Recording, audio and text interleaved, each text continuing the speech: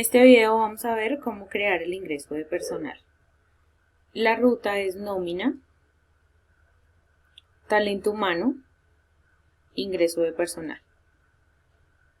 Previo a este ingreso, ya tiene que estar creada la hoja de vida de la persona que se va a ingresar, ya que en esta se asignan condiciones laborales. Código de ingreso puede ser el que el programa le asigne o el consecutivo de la cantidad de empleados que se han ingresado. Seleccionamos el empleado, nómina a la que pertenece, contrato, cargo, centro de costo, fecha de ingreso, vamos que esa es la fecha. Dependiendo del tipo de contrato nos va a preguntar entonces una fecha de vencimiento. En el caso del contrato indefinido el campo aparece bloqueado porque no es obligatorio, pero si por ejemplo es un tipo de contrato fijo, ya me habilita la opción porque es un dato obligatorio. Vamos a dejarlo indefinido. Si tiene periodo de prueba podemos asignarlo. Llegada esta fecha tenemos o que ampliar el periodo o quitar la fecha.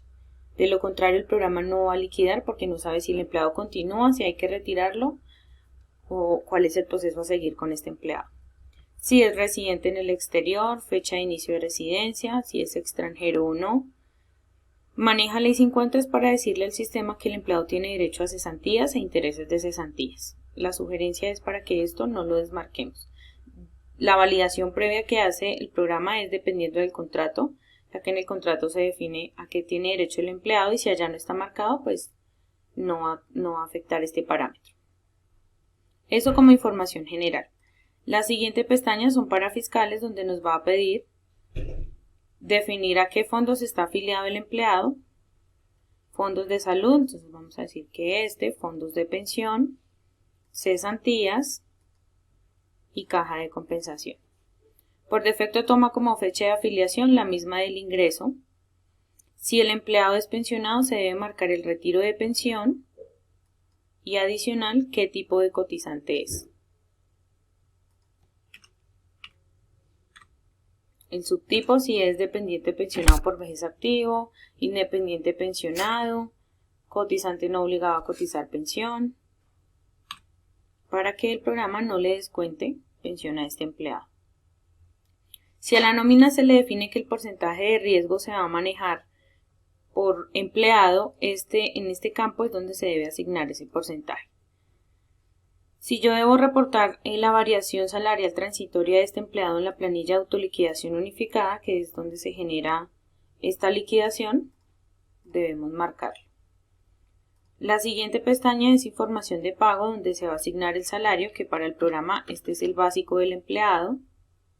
Si es sueldo variable, marcamos el parámetro. Sueldo variable quiere decir que adicional a este básico siempre recibe algo, como por ejemplo horas extras, comisiones, bonificaciones, auxilios, que hace que sea variable.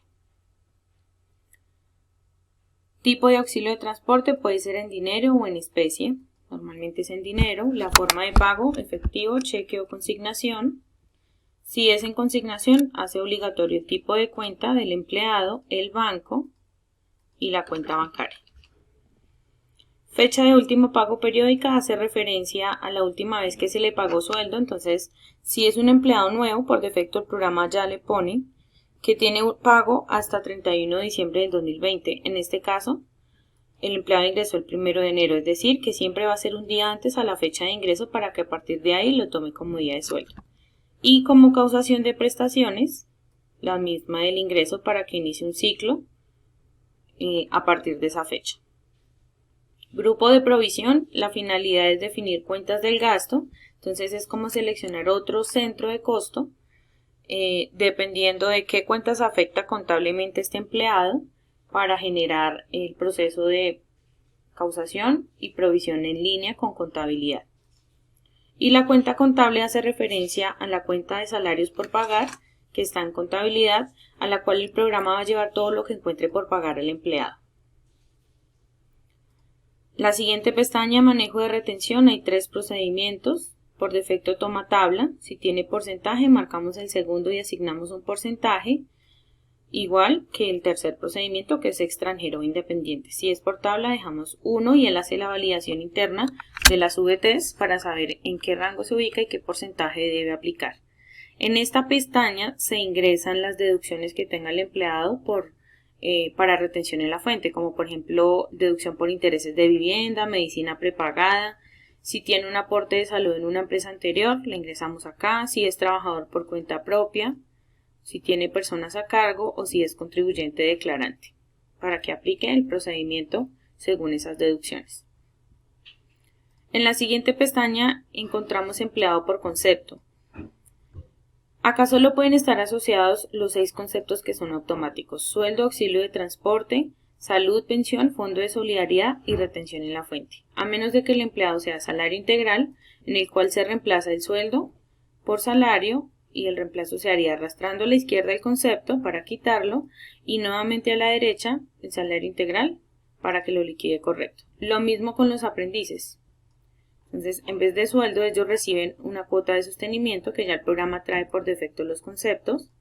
Los arrastramos hacia la derecha, dependiendo de la etapa, cuál debe liquidar. De lo contrario, si es un empleado normal, debe tener los 6 conceptos. Únicamente se asocian estos porque son los únicos que el programa calcula automáticos. No se pueden asociar horas extras o auxilios adicionales porque el programa no sabe cuánto. Es una novedad que se debe ingresar por otra opción, ya que el programa tiene una opción correspondiente para cada tipo de novedad. Siguiente pestaña, dotaciones, donde vamos a poder definir qué tipo de dotación, cantidad y fecha en la que se entrega al empleado. Y como última pestaña, información personal, donde se puede definir si tiene vicios, enfermedades o si tiene la convivencia. Datos de convivencia como comportamientos o problemas personales. Esta es la creación del ingreso de personal y son todos los datos que necesitamos para crearlos.